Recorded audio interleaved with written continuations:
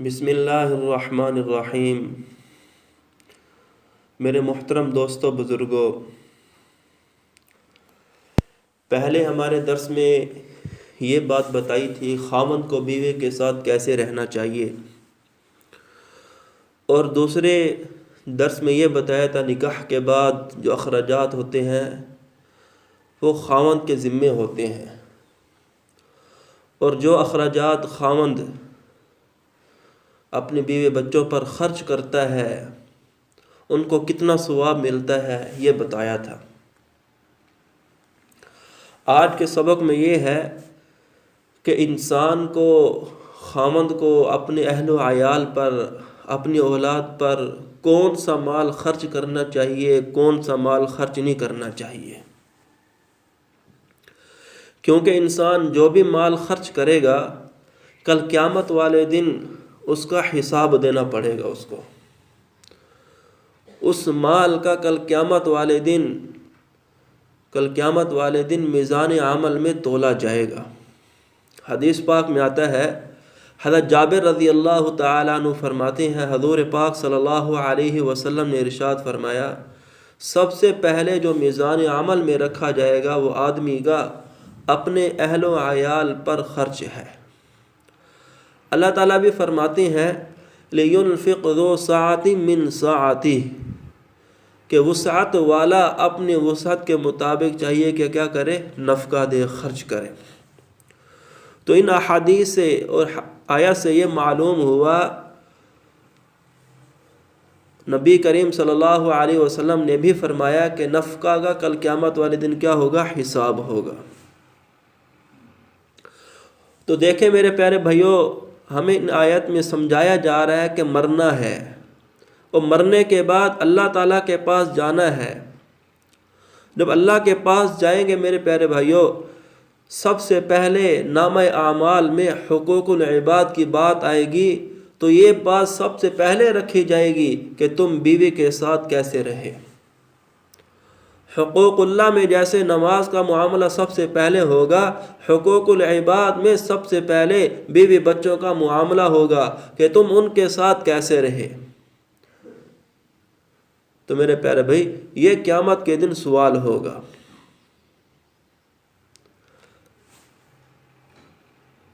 اب ہمیں چاہیے کہ اللہ رب العزت نے جس کو ہمارے لیے حلال کیا، اب اپنی استطاعت کے اندر رہتے ہوئے اس کا خیال رکھیں۔ گھر والوں پر خرچ کرنا یہ فی سبیل اللہ ہے، اللہ کے راستے میں خرچ کرنے کی مانند ہے، لیکن اللہ کے راستے میں خرچ کرنے کی مانند یہ کب تک رہے گا؟ اس کی کوئی حد ہے یا نہیں ہے؟ تو میرے پیارے بالکل اس کی حد ہے کہ جائز ضروریات پر خرچ ہوتا رہے، یہ اللہ کے راستے میں خرچ کرنے کی مانند ہے۔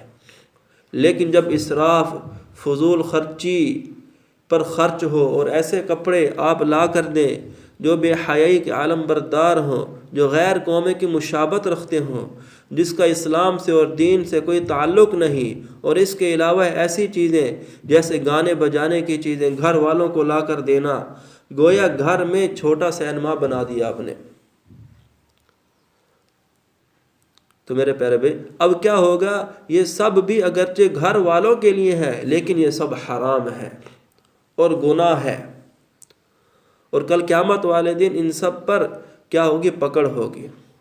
خرچ کرنے کا مطلب میرے پیارے بھائیوں ہرگز یہ نہیں ہے کہ بیوی بچوں پر خرچ کرنے سے حلال اور حرام کی تمیز ختم ہو جائے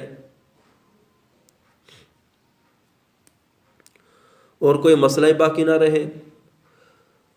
تو میرے پیارے بھی کہاں خرچ کرنا ہے، کہاں نہیں خرچ کرنا، یہ ہم نے دیکھنا ہے، یہ ہمیں اللہ تعالیٰ نے بتایا ہے، اور کل قیامت والے دن سوال بھی ہوگا۔ پہلا سوال تو یہ ہوگا بھی زندگی کہاں گزاری، اور دوسرا سوال یہ ہوگا جوانی کہاں گزاری، تیسرا یہ سوال یہ ہوگا کہاں سے کمایا، کہاں پر خرچ کیا۔ دیکھو، کہاں سے کمایا، کہاں پر خرچ کیا، اور چوتھا سوال یہ ہوگا اپنے علم پر کیا عمل کیا۔ تو تیسری بات کیا تھی؟ جہاں سے کمایا ہے یعنی کہاں سے کمایا، کہاں پر خرچ کیا؟ تو میرے پیارو جہاں سے کمانا ہے وہ بھی اللہ کی طرف سے دیکھنا ہے کہ کہاں کہاں سے ہمیں کمانے کی اجازت ہے، اور پھر کہاں کہاں خرچ کرنا ہے، اس پر بھی اللہ رب العزت کی طرف دیکھنا ہے کہ ہم نے کہاں خرچ کرنا ہے، کہاں خرچ نہیں کرنا۔ شریعت کو دیکھنا ہے، شریعت کیا کہتی ہے۔ ہاں، بیوی بچوں پر خرچ خوش دلی کے لیے ہو، شریعت کے دائرے میں ہو، اس میں اسراف نہ ہو، دکھلاوا نہ ہو، نمود و نمائش نہ ہو، تو میرے پیارو یہ سب عبادات اور صدقہ ہیں۔ لیکن اگر آپ نے ایسی چیزیں لا کر دی جس سے وہ سارا دن گانے بجانے میں لگے ہوئے ہیں، یا لباس شریعت کے خلاف ہے اور فضول خرچی میں معاملات جاری ہیں، تو اس سارے خرچ کا آپ کو گناہ ملے گا۔ آپ یہ نہیں کہہ سکتے بیوی بچوں کی ذمہ داری کون پوری کرے۔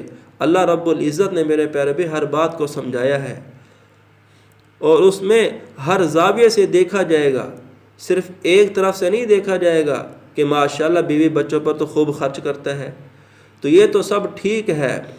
تو میرے پیارے بھی یہ سب ٹھیک ہے نہیں، حلال حرام کو دیکھنا ہے۔ ہم نے بیوی بچوں پر حلال خرچ کرنا ہے، حلال کمانا ہے، حلال خرچ کرنا ہے، جائز جگہوں پر خرچ کرنا ہے، ناجائز جگہوں پر خرچ نہیں کرنا۔ اللہ پاک سے دعا، اللہ پاک مجھے اور آپ کو عمل کرنے کی توفیق عطا فرمائے۔